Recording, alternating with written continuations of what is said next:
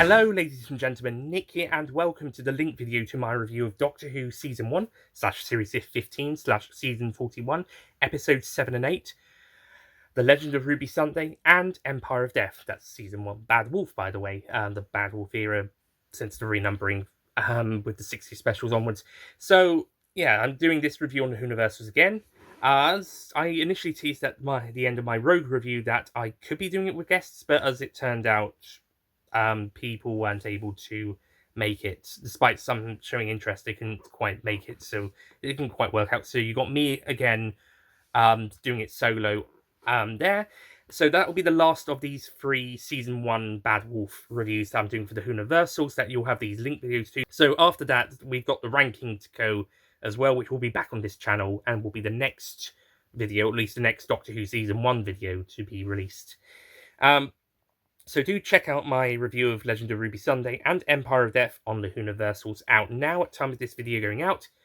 And here's a sneak preview. It's quite a long video, so here's a taste of what to expect. I am Sutek. I am the Lord and God of Death. It was the wrong anagram. Sutek. Last of the Science. Hang on, I already did that joke in a previous Whoniversals review sketch. But first, I need to know the name of Ruby's mother. Join the club, mate. Like, join the fucking club. Yes, the Doctor doesn't swear, but shut up, this is my sketch. I've been waiting ever since the church on Ruby Road to find out.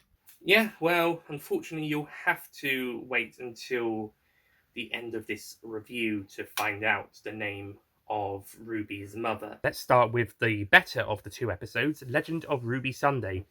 So, like with The Giggle, this episode has a lot of Doctor, Companion and Unit shenanigans, where they're kind of trying to investigate what's going on. There's a lot of build-up before they go to the time window. There's a lot of stuff with Susan, Triad and Mel, and everyone's just trying to work out what's going on. Also, Rose Noble is back, yay! Also, we are introduced to Harriet Arbinger, more on her later, but she's basically in charge of the archives, or as some people have joked, iPlayer.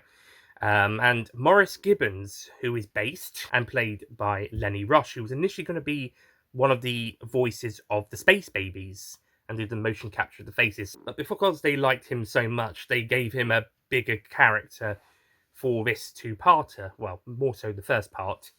And so he was recast for Space Babies by another actor. And then he played this character. Although it probably wouldn't have been too unreasonable to have kept him in both roles. But I guess they didn't want to confuse people. Unlike with Susan Twist, who is made to play multiple characters deliberately due to the arc. The main focus of this episode is the time corridor and how that starts to release the one who waits. I guess his time has come. I'm not exactly sure why he chooses now, though, of all times, to A, initiate his plans, or even B, find out Ruby's mother's name. Is he just as annoyed as everybody else that they don't know Ruby's mother's identity, that he's like, oh, for fuck's sake, I'm just going to take over the world now. I'm so annoyed at waiting. Yeah, I'm just wondering why he decided to go now. Just like why Division and the Ravagers decided to do their stuff in Flux. Why did they decide to do that then and there instead of earlier or later? Apart from because the plot required it. So in the time corridor, we get some great scenes where they're trying to discover Ruby's mother identity, but something keeps happening that prevents them from actually being able to see who it is. And I've got a theory that I might discuss later on if I remember, which ties in to the revelation, as well as also the arc in general. Also, Susan Triad has been made to be a name to try and evoke memories of the Doctor, having a granddaughter, Susan Foreman, from seasons 1 and 2 of the classic series, and the 5 Doctors, and Dimensions in Time, and Expanded Media. See, one of the most famous companions, because she's the Doctor's granddaughter, and one of the first, technically the first in canon, but on-screen. I think she was the third, and also in the cast lineups, and the third. Technically, Barbara was the first on screen, but Ian is listed as the first in terms of the listings. RIP based William Russell. Now, of course, it turns out that Susan Triad is not Susan Foreman, and it was all a ploy by Sutek to get the Doctor's attention and emotionally manipulate and damage him. Now, whilst I am disappointed that Susan's not back, I do like how it was handled as a ploy to get to the Doctor. It's like, is it really Susan? No, it's a trap.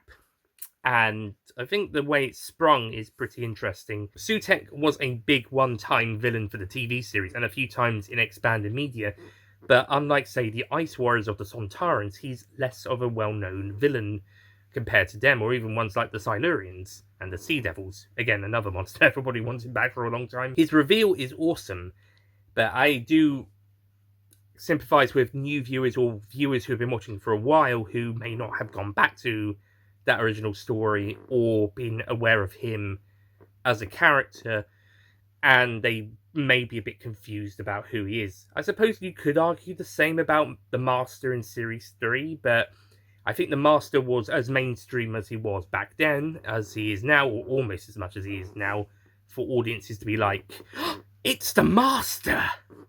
Compared to now where, when they do the Sutek reveal, it's Sutek! The fans will be like, but quite a few other people will be like, who? Which leads us on to Empire of Death. Now, whilst Legend of Ruby Sunday was an awesome setup episode, Empire of Death is,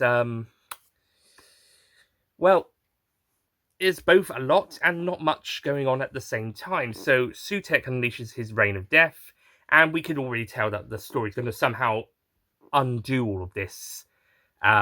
Somehow, because they kill off the unit team, and we're like, oh yeah, they're definitely going to reverse this one. Once the upstairs unit team, including Kate Stewart, is killed, we know that, yep, they're going to reset this, especially, and even more so after Mrs. Floodcherry and Carla are killed as well. By the way, Carla, it has a bit more to do in Legend of Ruby Sunday than she had in some of the previous stuff, and she's really great. She's really, really cool in this story. Really like Carla in this story. This is why the Doctor gives her a unit pass in that episode, because she's so cool. She is based. Sorry, Will Maddox and Jean-Luc Harry, I'm stealing your word terminology for this review. But once everybody besides the Doctor, Mel, and Ruby die, you know, like, they're going to reset everything. They're going to do a Last of the Time Lords, except on a Flux level scale. But whilst Flux didn't undo everything, you know that they're going to apply the Last of the Time Lords methods to this story. But whilst Last of the Time Lords kind of built up to that, with some sort of way to reverse it, this time round they're kind of stuck for quite a bit of the episode, and they're still trying to work out Ruby's mother's identity half the time. And then we get the scene where the Doctor goes to a planet to get some metal that is not made from in the memory TARDIS. It has to be real. And he goes to this planet where the death wave has affected memory because it's spreading across the universe, as I mentioned, to all the planets the Doctor's been to, and the ones that he hasn't been to, it's coming to that eventually. Again, it's basically Flux free. Basically, the Flux, that was the first one, and then they had the second wave at the end of the series.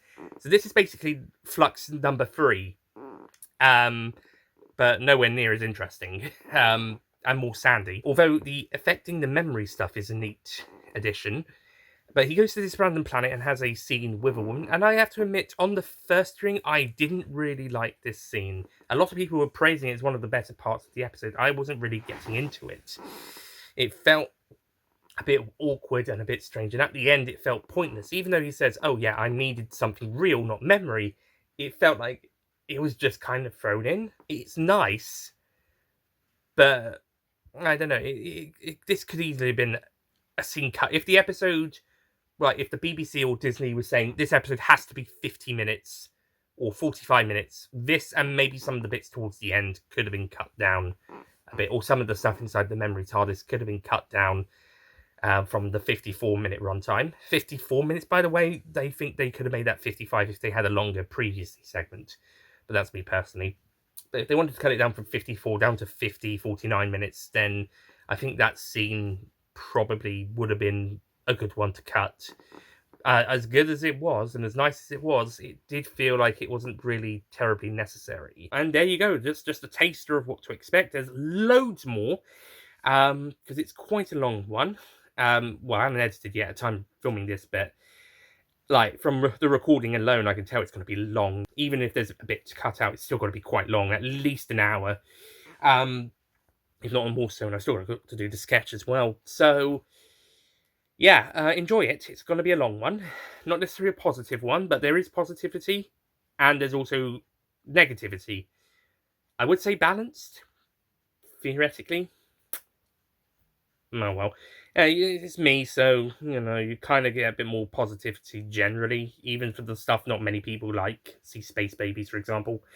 On the other hand, I'm not quite as kind to Empire of Death, despite kind of liking it a little bit more on the recent rewatch that I did for these reviews. But when it comes to the conclusion of the series, specifically the story this two-parter is telling, yeah, not quite as big of a fan. So, so it's going to be a bit of a mixed review, more so on the positive side, but, I'm not going to be gushing over it like I am like some of the other stories this season. So yeah, sorry about that, guys. But yeah, hope you enjoyed the review, and then I shall see you back here on this channel next time for the Season 1 Bad Wolf ranking. I'll see you guys next time. Goodbye.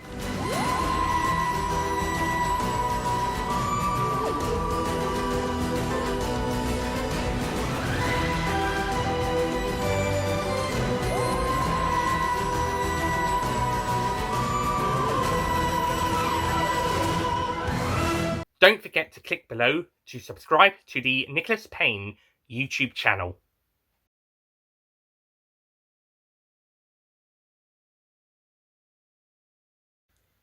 So next time you'll have the ranking will be on this channel. Right, well, there you go. There's loads more to expect, even if there's quite a bit cut out due to bloopers or deleted tangents or whatever. There's still got to be quite a bit cut out